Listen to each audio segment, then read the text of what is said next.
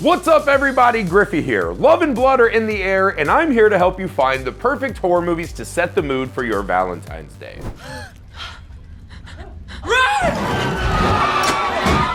Spontaneous is essentially like watching your favorite John Hughes movies again, but then in the middle, as things start to get a little emotional, Ducky explodes. That's the premise of Spontaneous. What seems like a normal high school becomes the opening of Saving Private Ryan as students begin randomly exploding.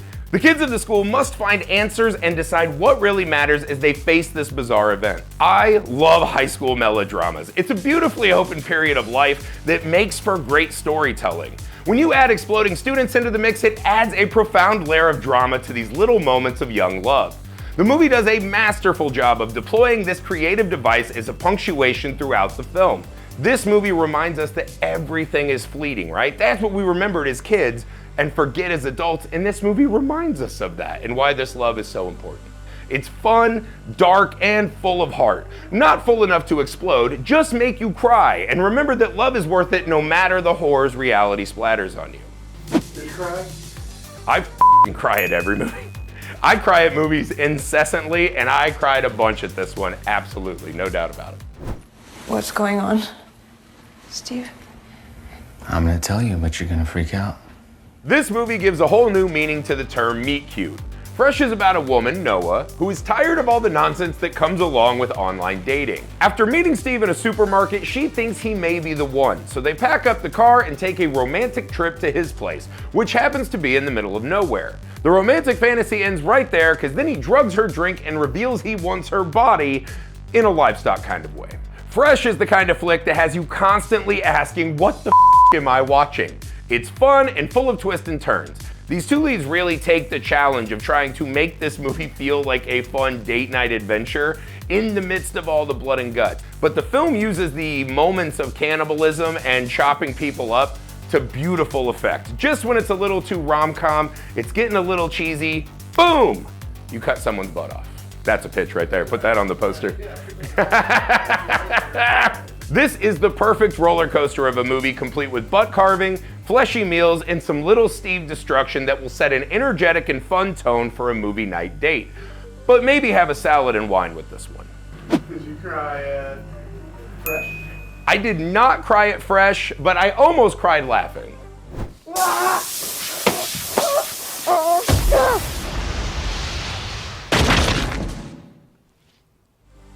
Audition comes in soft and quiet and proceeds to destroy every corner of your heart by the time the credits roll.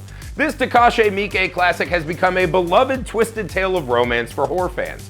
Audition is the story of a widower holding a fake casting call to essentially cast new girlfriends. This is where he meets what he believes to be the girl of his dreams, but as is always the case in a horror movie, this tale ends in a complete nightmare.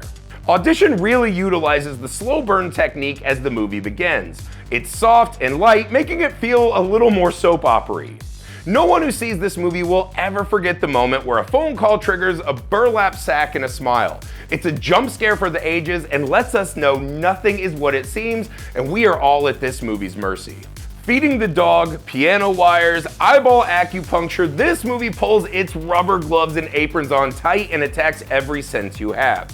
This flick is an act of attrition that will have you appreciating your partner more than ever, unless they've maimed your body and stuffed it in a sack. Audition, I cried in a different way. I cried watching needles be stuck in this man's eyes. It wasn't out of romance, it was out of pure trauma. Roses are red, violets are blue. One is dead, and so are you? My Bloody Valentine is the story of an accident in a mine that leads to gruesome revenge and the end of the traditional Valentine's Day dance. Killer Harry Warden gives a bloody warning to never hold the dance again. But you know kids, sometimes they just want to dance, even if it has to be in a mine shaft. It's a blood-soaked footloose. I instantly related. I was like, if you had told me you have to walk into this mine where tons of people were blown up and there might be a murderer, but also there's a girl in there that has a crush on you, I would have gone too. I would have also cracked a cheap Canadian beer and put it all on the line just for a hug. That's the kind of high school life I had. So we all remember going to prom, or you get dressed up to go on a date with a girl. That's what this movie captures, right? These young people in the midst of this carnage and working in a mine, which seems depressing enough, they're pumped. They get to go out and dance, they get a date, they get to find love. Why would you not want to watch that just because some old ladies are getting their hearts ripped out? This movie has kills that have become true classics. The laundromat, drill impaling, nail gunning, hot dog heart, shower faucet face, and of course, pickaxing. It's also a nice flourish that the killer takes time to pick up chocolates and handwrites little notes to put a bow on each kill. I appreciate the mass murderer who puts that extra artistic touch on his handiwork. The movie is a fun whodunit with geriatric teenagers and an interesting setting that creates a unique slasher experience and a Valentine's Day classic. No, I cried for the high school guy who had the huge mustache, who looks like he's the same age as me but is supposed to be like 18 years old. That guy's gonna have a hard life. I make no sound like him. What does that make me? There's someone for everyone, they say. Perhaps you just need to stick your head in a river to find the perfect partner. The Shape of Waterfall is a mute cleaning lady who meets a creature being housed at the facility she works at. She finds empathy with the creature and romance, and a Best Picture win at the Oscars ensued. This movie is a poem mixed with a fairy tale. The stark contrast between the magic and whimsy of her world and the cold, harsh world presented by the government facility show us it is for us to decide which world we want to live in. Love knows no limits. Just because we see an amphibian creature with cat and hard-boiled egg breath doesn't mean you can't see the one for you.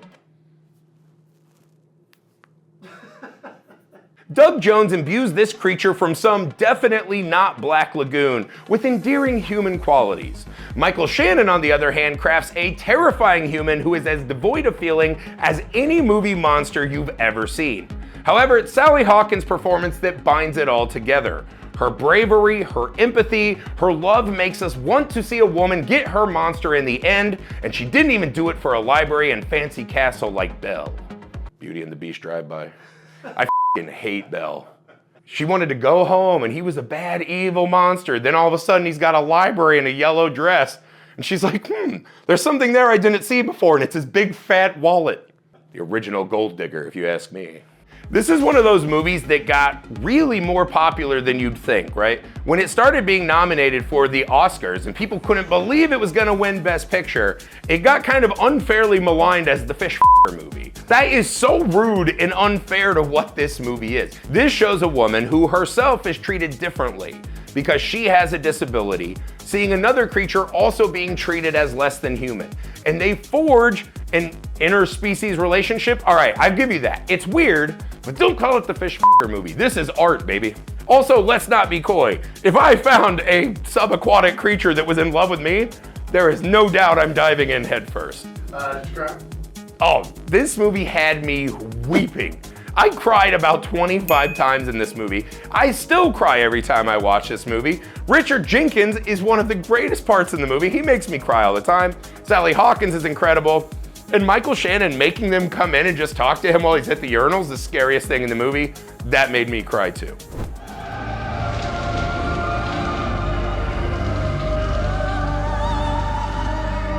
If you are into goth girls, which I'm basing my algorithm research on, we all are, this is the movie right here. One of the most iconic, heartbroken anti-heroes of all time is The Crow.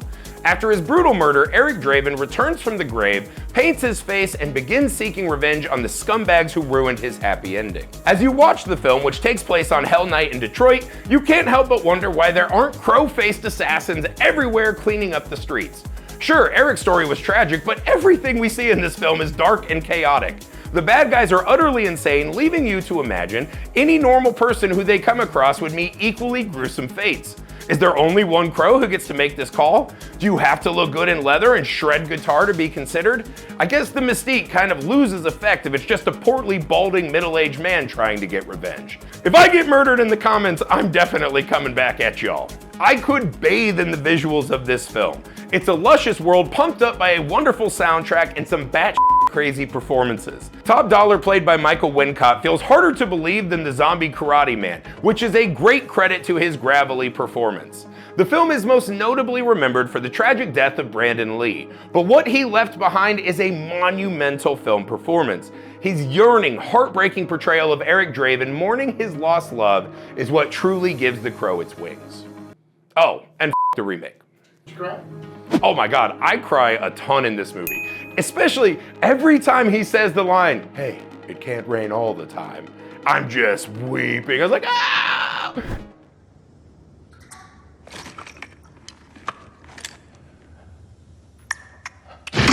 Life and love find a way, as we learn in Love and Monsters. The story is a post-apocalyptic tale that takes place on Earth after an asteroid hits, causing cold-blooded animals to mutate and eat the majority of the human population.